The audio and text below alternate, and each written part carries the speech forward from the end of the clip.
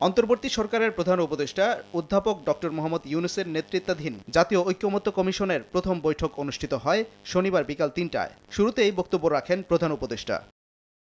বলেন, অন্তর্বর্তী সরকারের প্রথম অধ্যায় সফলতার সঙ্গে শেষ হবার পর শুরু হয়েছে দ্বিতীয় অধ্যায়ের যাত্রা। এই যাত্রায় সফলতা পেলে তৃতীয় ধাপে আর কোনো দুশ্চিন্তা থাকবে না বলেও জানান তিনি। যে সমস্ত শক্তি আমাদেরকে ব্যাহত করার চেষ্টা করেছে, আমাদেরকে কুণ্ডল করে দেওয়ার চেষ্টা করেছে, তাদেরকে সুন্দরভাবে সবাই মিলে মোকাবেলা করতে পেরেছে।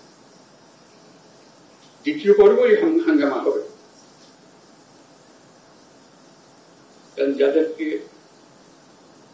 বাংলাদেশের মানুষ তাড়িয়ে দিয়েছে, অস্বীকার করেছে, তাদেরকে ত্যাগ করেছে, তারা ফিরে আসার জন্য অত্যন্ত ব্যাপক।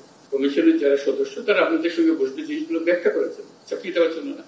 আপনাদের সহযোগিতা চাই, এটা আমি বলবো না, কারণ এটা আপনাদের কাজ। সারা পৃথিবী জুড়ে আমাদের প্রতি একটা বড় রকমের সমর্থন গড়ে উঠেছে। অর্ধেক পাউডারে দ্বিগুণ উজ্জ্বলতা, নতুন রিন অ্যাডভান্সড অর্ধেক পাউডারে দ্বিগুণ উজ্জ্বলতা। সমাপনী বক্তব্যে প্রধান উপদেষ্টা জুলাই সনদ প্রণয়নের গুরুত্ব তুলে ধরে বলেন, জাতীয় ঐকমত্য ছাড়া কোনো মুক্তি নেই। আলটিমেট গোল হচ্ছে একটা সনদ তৈরি হবে, জুলাই সনদ, জুলাই চার্টার, যে আমরা এত কিছু কাণ্ডের পরে আমরা সবাই মিলে এটাতে একমত হয়েছে।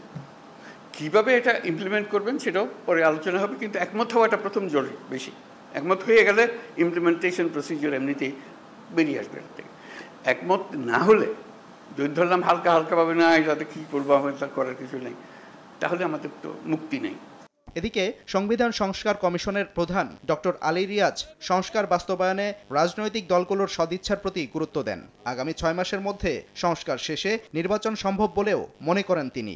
আমাদের দায়িত্ব হচ্ছে যে এই সংস্কার প্রক্রিয়াকে সুষ্ঠুভাবে এগিয়ে নিয়ে যাওয়া। তার লক্ষ্য থেকেই আজকের এই সূচনা।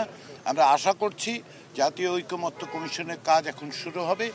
আমরা আলাদা আলাদাভাবে রাজনৈতিক দলগুলোর সাথে কথা বলবো, আমরা জোটগতভাবে কথা বলবো, এবং এক পর্যায়ে হয়তো আশা করছি আমরা সম্ভাব্য লক্ষ্য হচ্ছে আবার সকলকে একত্রিত করে আবার আমরা ফিরে আসব।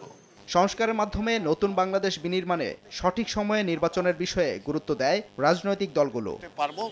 ইতিমধ্যে সাদিকুর রহমান, সময় সংবাদ, ঢাকা।